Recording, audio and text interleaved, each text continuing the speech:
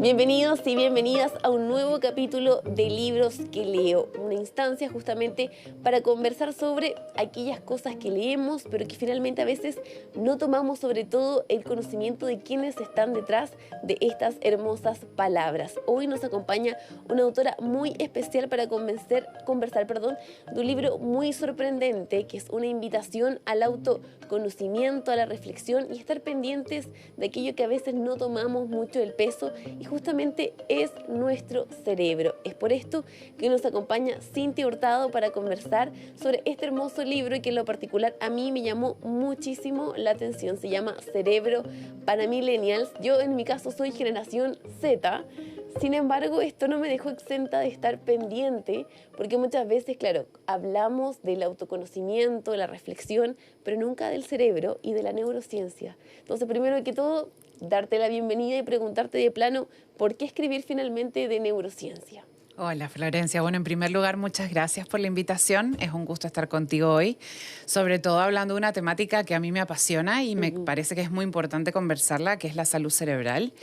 Y sabes que este libro comenzó primero como un cariño a mí misma, que soy millennial, y que somos una generación que al contrario de las generaciones posteriores sí recibió educación emocional. Claro. Nosotros no hemos recibido ese tipo de información y también en respuesta a muchas personas, muchos clientes, muchas organizaciones con quienes he trabajado y me han dicho, lamentablemente el tema de las neurociencias queda mucho en la academia.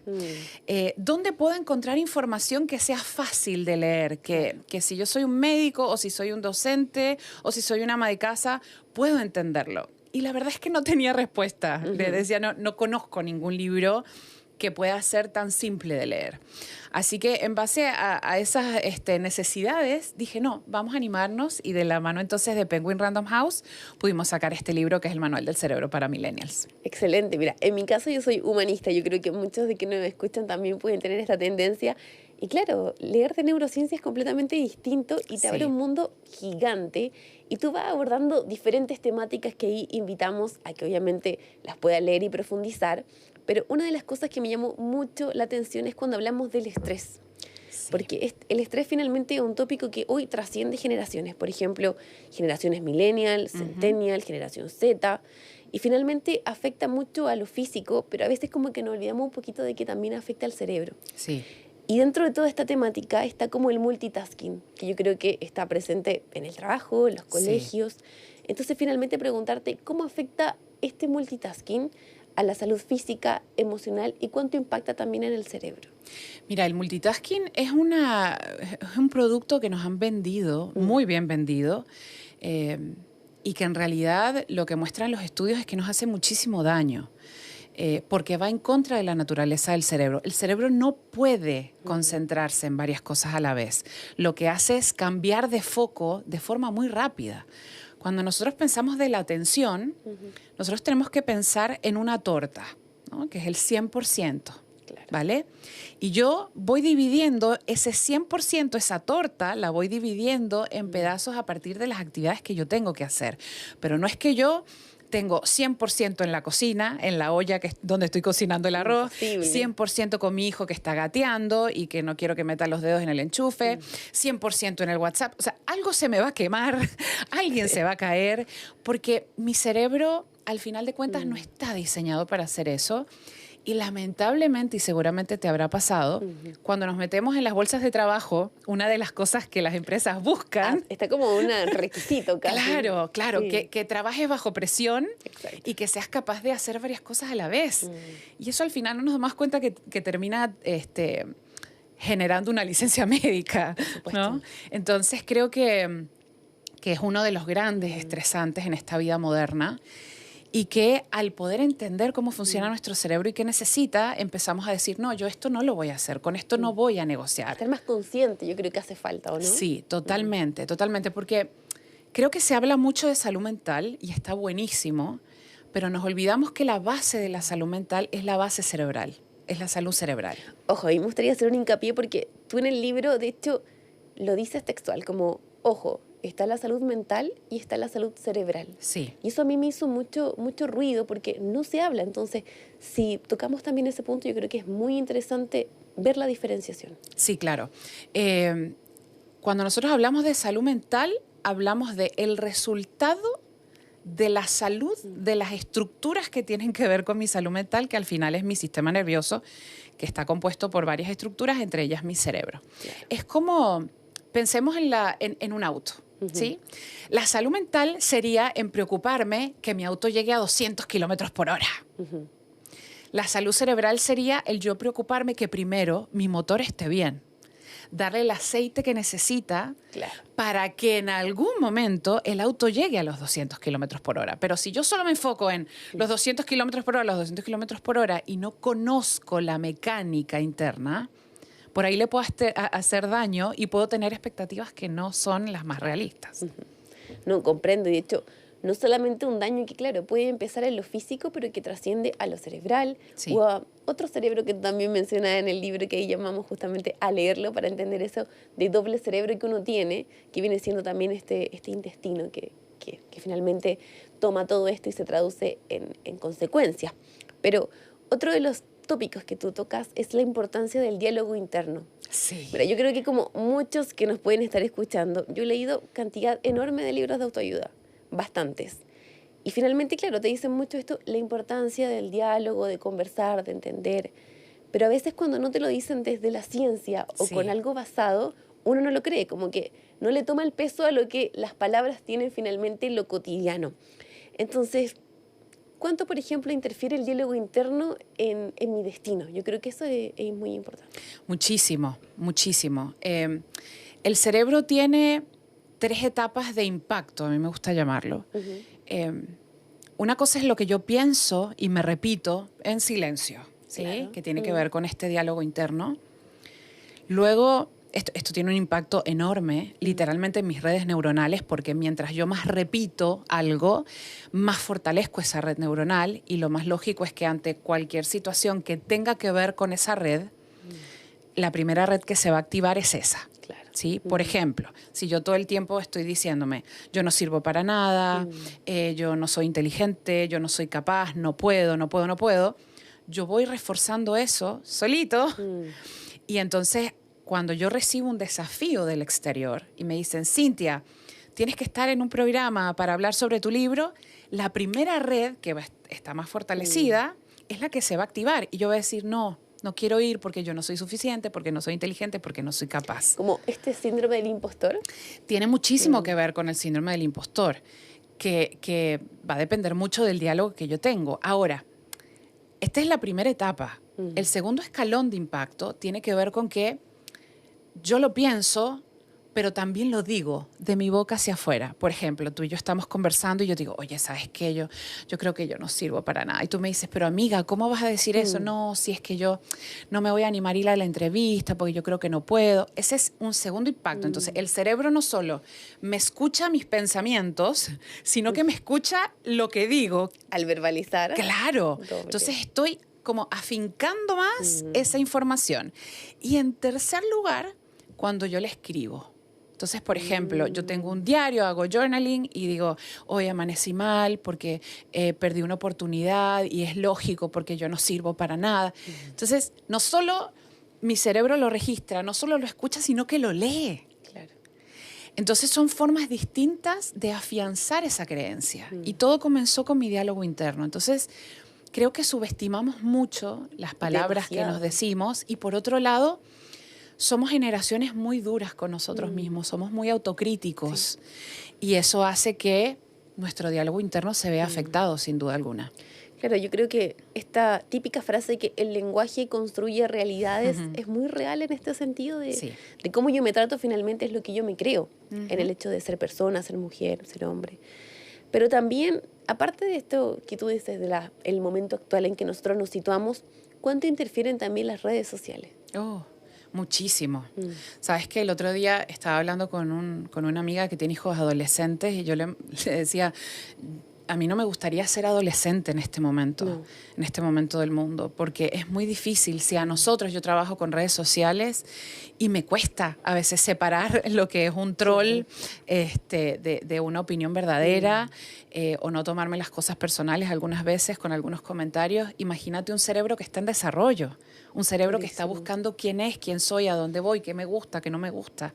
Entonces estamos teniendo, en consecuencia, una crisis de salud mental en todas las edades, pero sobre todo en los niños, niñas y adolescentes en este país, en todo el mundo. Pero en este país en particular, las estadísticas son alarmantes. Y en parte porque somos seres multifactoriales y hay muchos factores intervinientes, pero un gran factor es el tema de las redes sociales y las pantallas. Y el problema es que muchas veces no hay un adulto que conozca esa red, que la sepa administrar y por lo tanto yo pueda acompañar a ese niño, niña o adolescente que está en este proceso de conocimiento y de exposición. Claro, importante eso. Y también me gustaría que en esto de no entender o desconocer, hay ciertos mitos que tocamos también en el libro respecto a eso. ¿Cuál fue o cuál crees tú que es el principal mito que existe en torno al cerebro?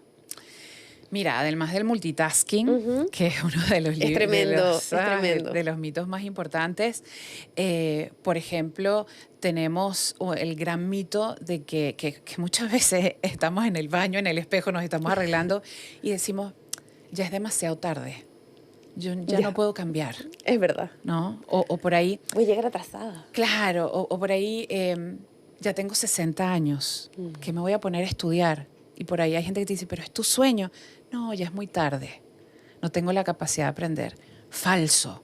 Y de eso hablamos mucho en el libro, de la neuroplasticidad. La neuroplasticidad nos acompaña hasta el último día de nuestra vida, así tengamos 110 años. Y es una maravilla porque nos permite entender que sí está en nuestras manos la posibilidad de cambiar y, por supuesto, cambiar nuestra vida para siempre, si así lo queremos. Yo creo que eso es súper importante porque uno dice, las personas no cambian. Y tú lo demuestras con hechos de que el cerebro es moldeable y que se puede. Sí, ¿no? Sería muy triste, ¿no? Decir como esta persona es así, nunca puede cambiar, es como no nos da esperanza. Los psicólogos, los que trabajamos en salud mental, no tendríamos trabajo tampoco. Entonces sería muy triste, es un escenario muy negro, muy triste. Y sin embargo, sí, podemos cambiar. Bueno, y entender el cerebro como, claro, parte de que la importancia que tiene el diálogo interno, pero no solo eso, si tú analizas las diferentes cosas en que podemos ayudar a este órgano, es increíble la capacidad que tiene de ir cambiando tu vida. De hecho, yo he tomado muchos de tus consejos y los he estado aplicando en mi día a día y ser más consciente, y de verdad que me ha ayudado montones. Y una de las cosas que se tocan en el libro es la importancia del ejercicio. Sí. Porque el ejercicio finalmente muchas generaciones lo siguen viendo como algo solo estético, pero va mucho más allá del solamente el sentirse bien físicamente, sino que también está acompañado el estar bien desde el cerebro, quizás también que no se toca. Y dentro del estar bien también toca la alimentación, como todo esto tiene que estar bien para. Entonces, tú tocas lo tengo de hecho acá, una cita que tú dices, existe un círculo bidireccional entre lo que comemos y cómo nos sentimos. Sí. ¿Qué opinas tú de la importancia que tiene finalmente la alimentación y que pasa desapercibido finalmente en la sociedad, sobre todo en Chile, yo diría? Sí, estoy de acuerdo. Creo que nosotros tenemos que empezar a cambiar ciertos paradigmas que hemos heredado. Tenemos que empezar a dejar de contar calorías y empezar a contar nutrientes, que es diferente. Muy diferente. Cuando yo me enfoco en los nutrientes, tengo una mirada más inclusive positiva sobre mi salud. Lo mismo con el ejercicio que mencionabas anteriormente. A veces, y yo misma me he encontrado en estos diálogos con mis amigas, con mi familia, que digo, me como este pedacito extra de torta, total, después voy al gimnasio y lo quemo. ¿No? Claro. Esas actitudes compensatorias. Súper duras con uno mismo. Muy duras. Entonces es como, disfruta de ese pedazo de torta. O sea, mañana ya vas a ver si vas a ejercitar, etcétera. Entonces, es cambiar mucho la forma de pensar que tenemos, ¿no? De decir, no es comer ensalada todo el tiempo. No va por ahí. Tampoco tiene que ver con ser delgado, que esa es otra cosa. Muchas veces, claro, se ha traducido delgadez es igual a estar sano. No, en absoluto. Pero ser más consciente, inclusive ser consciente de que no solo es lo que como, ¿vale? Sino es cómo como. Como apurada, estoy haciendo multitasking, estoy nerviosa mientras como. O sea, hay personas que me dicen, Cintia, yo como lechuga todo el día y estoy inflamada. Me siento mal. Es que hay un sinfín de procesos detrás. Exactamente. Entonces, cuán importante creo que es que nosotros como adultos tengamos herramientas, porque al final somos los que traspasamos estas herramientas a los más pequeños. Sí. Y ahí empieza el cambio. Cuando yo primero me empodero en mi salud cerebral para poder empoderar al otro. Completamente. Mira, de hecho, yo cosas que he hecho luego de leer el libro, que hay atención con eso, desde el lenguaje digo, ya no digo más, tengo que ir al gimnasio. Digo, quiero ir al gimnasio. Ajá. Eso a raíz del libro. Y estoy muy consciente a la hora de ir al casino, sobre todo, de qué voy a comer. Porque es impactante lo que influye en los nutrientes y la decisión, finalmente, en el ánimo, en la forma en cómo me planteo las cosas. Entonces, creo que es muy importante, finalmente, la alimentación y el cerebro. Sí, y sobre todo tener en cuenta que hasta hace unos años atrás no lo sabíamos, pero ahora sí sabemos que el 90% de la serotonina, que es un neurotransmisor, un químico que tiene que ver con estados de bienestar, de felicidad, no de placer, de bienestar y de felicidad, se segrega en el intestino, no en mi cerebro. Entonces, por eso existe esta relación bidireccional, porque lo que yo como va a afectar mi estado de ánimo, me guste o no me guste. Inclusive, hay estudios que señalan que dependiendo de la alimentación que yo tengo, yo puedo ser más vulnerable a desarrollar, por ejemplo, depresión o hasta esquizofrenia. Imagínate. Entonces, cuando yo entiendo eso y me hago consciente, porque no es solo saber, sino es hacerme cargo, y ese es el objetivo también del libro, ahí yo empiezo a ver cambios. No haciendo un checklist de decir, esto lo tengo que hacer, esto... No. La invitación es, toma una de las cosas que menciona en el libro e implementala por unos meses. Y yo creo que es impactante el resultado. Qué bueno. Sí, yo creo que es muy impactante y a mí me abrazó mucho el libro el tema de este doble intestino. Yo creo que impacta mucho conocer que toma un rol tan importante en nuestra vida diaria, porque pasa completamente desapercibido. Pasa completamente desapercibido y está 100% no solo relacionado con nuestra salud mental, sino con nuestra capacidad de prestar atención, de memorizar, de aprender, que esto no tiene que ver con lo académico, tiene que ver con la vida misma, toda la vida estamos aprendiendo. Y si nuestro cerebro está funcionando bien, yo voy a tener más probabilidad de aprender, ser resiliente ante situaciones de estrés, como hablábamos antes, a poder resistir ante una pérdida o ante un trabajo desafiante, pero si no cuido esa máquina, que es mi herramienta de trabajo al final del día, es muy difícil que pueda llegar a ese objetivo. Y diría que hoy el principal enemigo de nuestro cerebro finalmente sería el estrés. Sí. Yo creo que actualmente está siendo muy importante. Sí, es muy preocupante y bueno, no es casualidad que hay muchas personas que también se están yendo de las grandes ciudades y dicen, no quiero más, no más y me voy a lugares más tranquilos también. Hay estresores que van más allá de lo laboral. Por ejemplo, esta semana salió un estudio de la Organización Mundial de la Salud donde coloca a la soledad como una pandemia. Las personas están muy solas.